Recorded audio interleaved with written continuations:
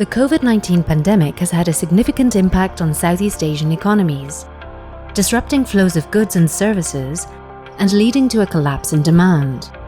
It has also triggered changes in business operations and led to increased digitalization, with a surge in employees working from home and the expansion of e-commerce. MSMEs in the ASEAN region have had to be agile in order to adapt and survive.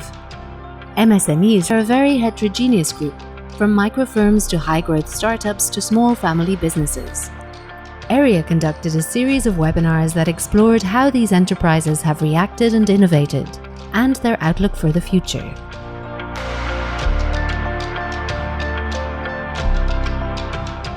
There is no unique new normal for ASEAN MSME. There are different new norms. There is a new norm at half mast for a large part of the SME population that has been heavily hit by the crisis and was not prepared to shift very rapidly to new processes, to new technologies. Being agile and able to rapidly adapt to the changing business landscape is key to overcome challenges in the short and medium term, including disruptions of GVCs and traditional regional networks. It is actually the time to go back to training school to improve human capital or technology or skill. So I want to encourage all of us, if there's a time to go e-commerce, this is the time. This is the time. It's not just for the pandemic, but in the future, this will be the way that people will facilitate and people will function. ASEAN is one of the fastest growing digital economies in the world. The borderless world of e-commerce platforms represents an opportunity, but also a challenge in the form of increased competition. MSMEs need to find a niche in order to be successful. We heard about the importance of online advertising and customer acquisition. So achieving visibility online is very difficult, and SMEs need to know how to make themselves stand out. Educational measures are needed to ensure that rapid digitalization does not widen the digital divide. Training in the cognitive, emotional, and technical skills that will be necessary to navigate in the digital marketplace. However, there is also a technology gap specifically when it comes to women. On average, women use and access digital technology less often than men.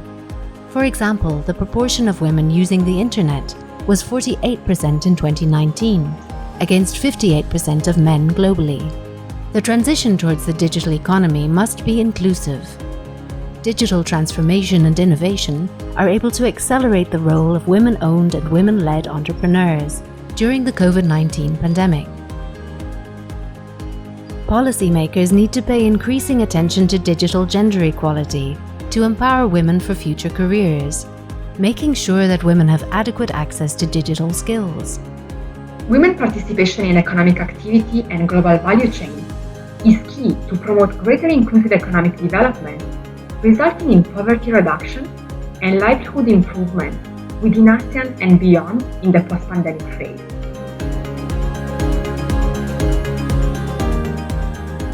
The impact of GVC disruptions on ASEAN MSMEs largely depends on the sector in which they operate and on their degree of connectivity to international markets and suppliers. Domestic markets must be developed further if ASEAN countries are to become more resilient to future shocks. But I think in longer term perspective, the government would have to be concerned about cushioning business by making sure that the skilled labor force is there to live up to the expectation of the new normal. More automation, more use of online, and I think these are big homework for government in ASEAN region. A possible long-term consequence of the pandemic is to make GVCs shorter, more regional and less global. This is why policymakers should continue to promote economic integration at ASEAN and East Asia level.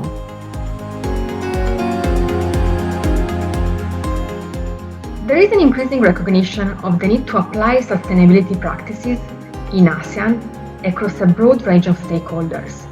MSMEs need to think holistically and in a multidimensional way when developing sustainability practices: environmental, human, social, and economic sustainability. And by defining that area of sustainability, it was a very calculated, conscious decision that we have to make in terms of every single processes, decisions, partnerships, audiences that we reach out to, and who would be attracted to us at the end of the day.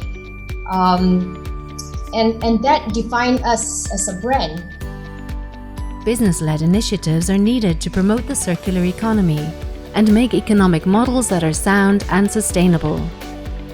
Digitalization, technology, and innovation play an essential role in leveraging the adoption and promotion of sustainability practices in business sectors. ERIA recommends that ASEAN should seize new investment opportunities with stimulus packages for enhancing sustainability and environmental protection and developing smarter cities.